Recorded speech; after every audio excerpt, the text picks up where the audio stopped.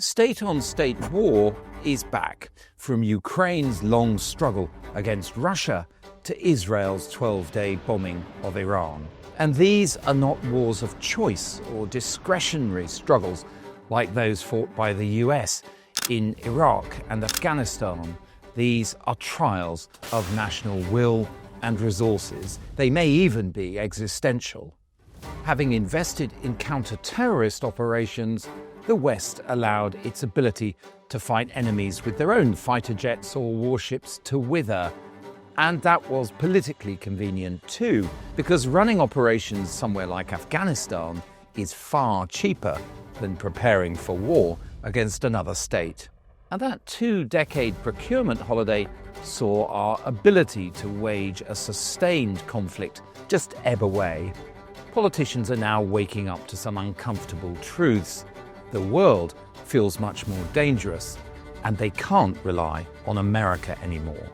So with the money now flowing, generals and politicians are studying Ukraine and Iran, examining how war is changing and what it takes to win it.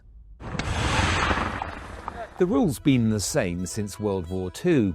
If you can be seen, you can be killed. But every fighter now knows they are far more exposed. People call it the transparent battlefield. Over the Ukrainian front lines, there are now thousands of drones airborne at any given moment.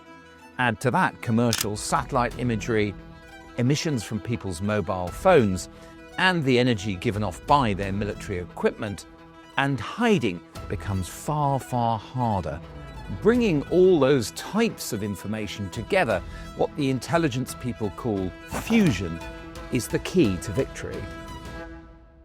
For Ukrainians and Russians alike, it's become far harder to concentrate troops on the transparent battlefield. And once they've been seen, they can be hit. And if you can't focus your efforts, then it becomes very, very hard to break through and capture territory. And that's why we've seen stalemate across broad swathes of the Ukrainian front. Offensives collapse under swarms of drones and the pounding of artillery before they stand a chance of breaking through. The transparent battlefield extends well beyond the front line. In fact, the further away you get from it, the more casual people become in their use of mobile phones and their failure to camouflage what they're doing. That's how Ukraine and Russia are able to target one another's energy infrastructure, and how the Israelis hit so many Iranian military factories. So the business of finding your enemy, fixing their position in time and space, and then finishing them with the right weapon has become critical.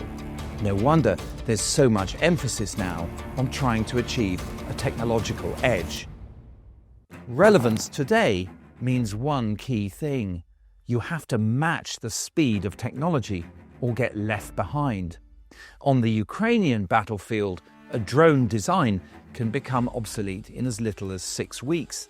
Yet the British Ministry of Defence can take years just to specify a new weapon. It's just way too bureaucratic. Defence is mired in process and procedure. We've added complexity where simplicity is needed.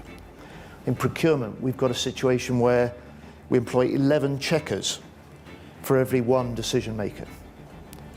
So no wonder it takes on average 6 years for a large programme simply to get onto contract. Europe will soon reach a target it set of making 2 million artillery shells a year. But just as it gets close to that line, the war has changed. It's drones that now account for the majority of casualties, and so the focus has to shift to making as many of them as possible. It's small Ukrainian teams using 3D printers and off-the-shelf components that are driving this, while the old, huge defence contractors get left behind.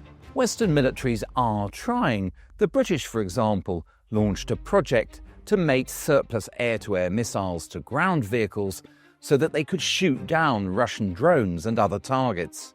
But they do face some big challenges. Much of their cash is still committed to prestige projects like jet aircraft or warships that cost billions and take years to deliver. Britain, Italy and Japan, for example, are developing a stealth jet.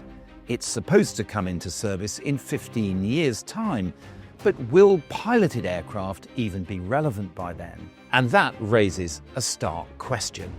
Can Western militaries move fast enough to matter? Arguably, the Israelis are the only people who've managed that. They've invested more, for example, in air-launched weapons and the means of finding targets than in the jets themselves, and that allowed them to destroy multiple Iranian missile batteries.